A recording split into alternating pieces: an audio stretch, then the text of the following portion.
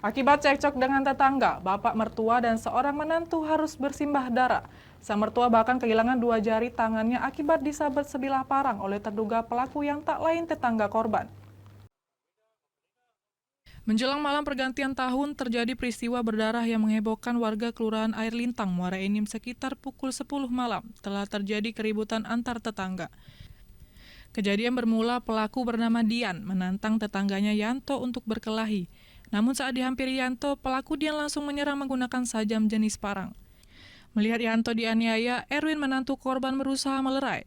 Namun pelaku juga menyerang Erwin, sehingga mertua dan menantu mengalami luka dan dilarikan ke rumah sakit.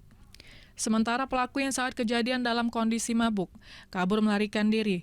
Menurut informasi, jika pelaku kesal kepada korban Yanto karena ikut campur permasalahan istri pelaku dan istri korban.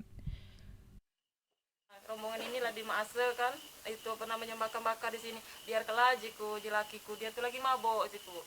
Nah, ada lama dia nih ngambil pisau, ngapai bapak aku dengan laki aku nyagal bahasa dia nih. Dia tuh yang mana-mana setiap hari nyinggung-nyinggung, upat-upat. Sejadian jam 9, nah. Jauh Pak dari bawah kayu itu sampai ke jauh dulu. Barang itu lepas. Ngejar ya? Depan rumah dia. Tidak ngejar.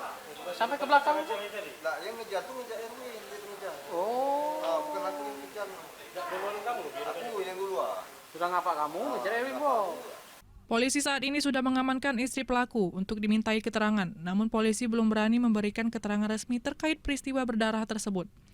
Dari Muara Enim, Edwin Syah Satria, iNews melaporkan.